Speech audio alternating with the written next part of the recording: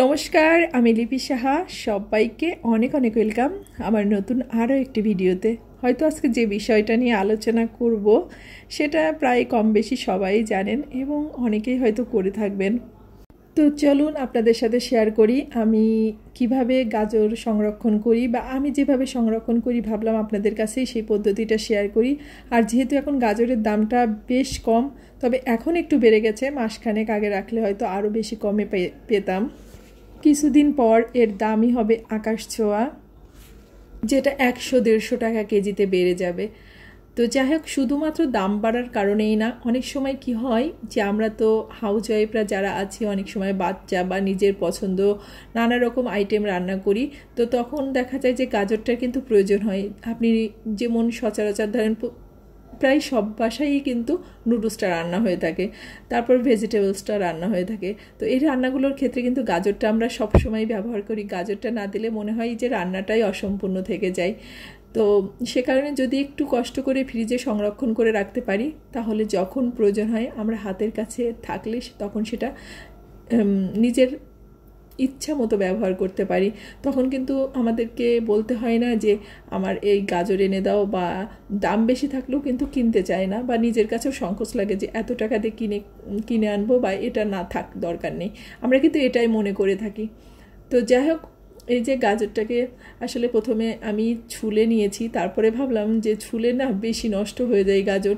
তো আমার শাশুড়ি মা, আমার মাকে দেখি গাজর মূলা সব এইভাবে আর কি আস্তে আস্তে নিতে।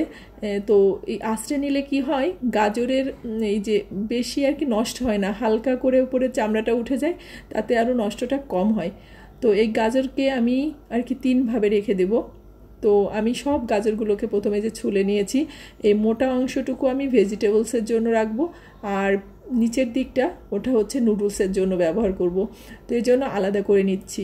আর নুডলসে যেটা দিব সেটা হচ্ছে ঝুড়ি ঝুড়ি করে কেটে নিচ্ছি। আর পোলাওর জন্য কিছু রাখবো। তো পোলাওর জন্য একটু বেশি পরিমাণেই রাখবো, কারণ সাদা পোলাওর মধ্যে গাজরটা না দিলে আমার মনে হয় যে পোলাওটাই আমার কাছে বুঝি সম্পূর্ণ হয়নি। এ কারণে আমি একটু পোলাওর জন্যই বেশি করে রেখে দেব।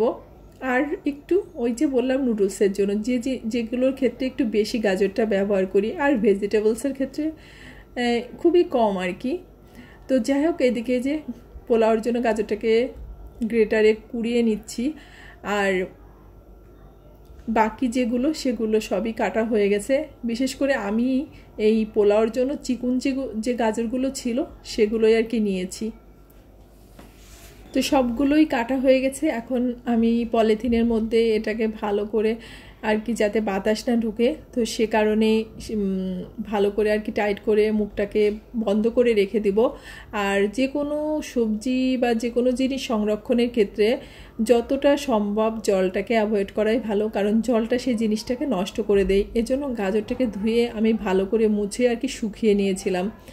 আর যে ফ্রিজে রাখার পরে অনেক সময় দেখা যায় যে বাতাস ঢুকতে পারে, তো সেখানে আর কি ভালো পলি ব্যাগ বা জিপলক ব্যাগ থাকলে তো সেগুলোর মধ্যে সংরক্ষণ করা ভালো। তো এই যে আমি সবগুলোকে আর কি এক একটা ব্যাগে আলাদা করে নিচ্ছি, মানে 3 রকমের করে কেটেছি, তো 3 রকমের 3টা পলিথিনে করে আর কি রেখে দিচ্ছি।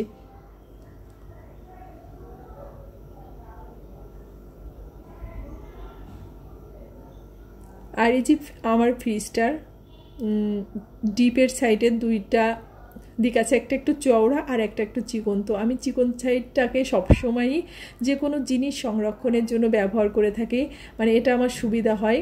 তো এখানে মটরশুঁটি বলেন, গাজর বলেন, বা তেঁতুল, কাঁচা আম সব কিছুই আমি এই সাইডটাতে রাখি।